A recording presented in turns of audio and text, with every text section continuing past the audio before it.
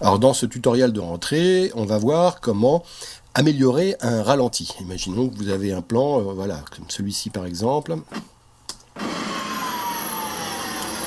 Ça se passe au Chili, c'est un bus écologique d'ailleurs, parce qu'il pollue moins que les autres. Et je voudrais le ralentir, mais je voudrais le ralentir. Alors d'ailleurs, je ne sélectionne le son, je ne dois pas le ralentir, hein, donc c'est que l'image. Donc je sélectionne que l'image en faisant Alt et sélection. Et ensuite, Pomme J pour ouvrir l'outil de ralenti de modification des vitesses de Final Cut Pro. Je veux passer de 100 à 20%, donc le ralentir 5 fois, 5 fois plus lent. Alors vous voyez que le son s'est adapté, c'est-à-dire qu'il a pris du son ailleurs, et voilà ce que ça donne mon ralenti dans Final Cut. Vous voyez, c'est très saccadé parce que voilà, je passe d'une image à une autre. J'ai tourné ces rushs à 50 images par seconde. Et quand je divise par 5 tout ça, et ben entre une image et une autre, et ben on a le temps de voir. Hein, l'œil a le temps de voir. C'est pas très beau, c'est très saccadé. Mais, il y a une façon d'arranger tout ça. Et cette façon magique, elle consiste à passer dans Motion et à utiliser une des fonctions de la dernière mouture de Motion, Motion 3. Alors, pour passer dans Motion, soit je sélectionne le clip, comme c'est le cas actuellement, hein, uniquement mon clip image, et je fais ici fichier, envoyer à projet motion, soit beaucoup plus simple, et c'est ce que je fais toujours, je clique droit dans mon clip, envoyer à projet motion. Enregistrer sous, je vais appeler ralenti du bus.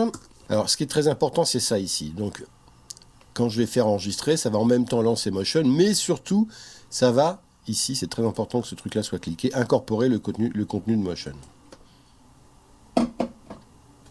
Donc, vous voyez ici, voilà mon clip dans Motion. Je relis. Vous voyez, c'est toujours aussi saccadé.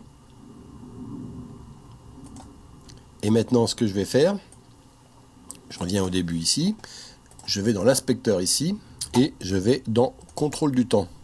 Et là, maintenant, ce que je vais faire, c'est ici l'option flux optique. Et vous le voyez ici, il y a un petit calcul qui se lance. Alors ce calcul, en fait, c'est, vous le voyez ici, c'est l'analyse du flux optique. Alors qu'est-ce qui se passe en fait? Le logiciel Motion analyse chaque image, image par image, et comme vous voyez ici, c'est saccadé parce que j'ai diminué par 5 la vitesse. Entre chaque image, il y a un algorithme qui va calculer des positions intermédiaires et qui va me recréer artificiellement une image entre les deux images que j'avais filmées de manière à ce qu'il n'y ait plus ce truc saccadé. Et vous allez voir, ça prend un petit peu de temps. Là, ça me demande 7 minutes de calcul. Mais vous allez voir, une fois que ce sera fini, c'est tout simplement magique.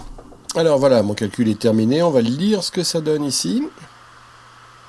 Et vous voyez tout de suite, c'est beaucoup plus fluide.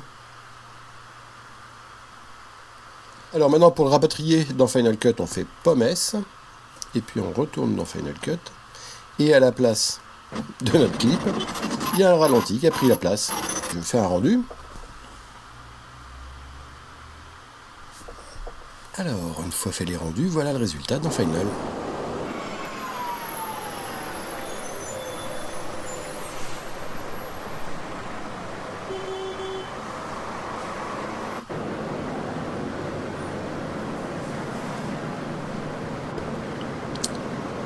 Et je trouve que c'est plutôt pas mal. Encore une fois, il faut en faire un autre.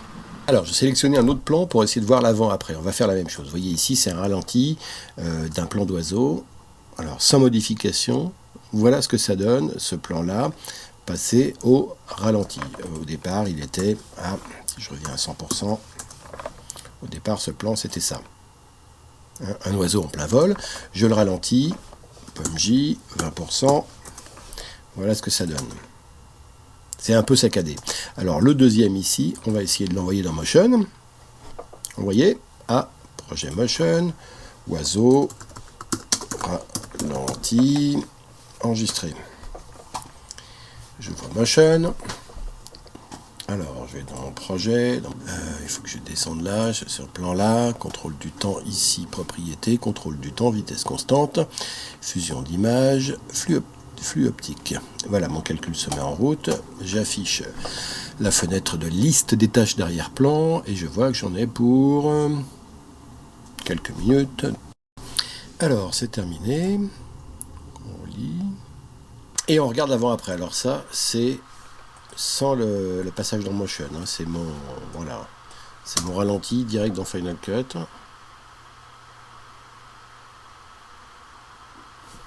Et je vais aller directement à l'autre pour voir la différence.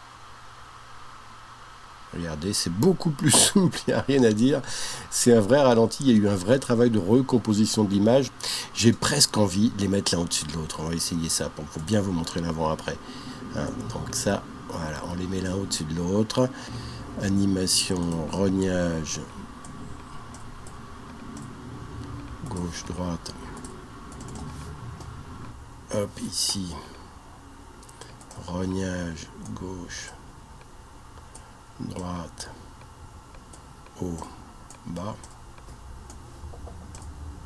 Et je vais les mettre côte à côte comme ça, pour bien vous montrer la différence. Voilà, on a en haut à gauche le résultat par Motion, et en bas à droite l'avant avec Final Cut. Donc vous voyez la différence déjà rien que sur cette image arrêtée. Et regardez ensuite quand on lit les deux.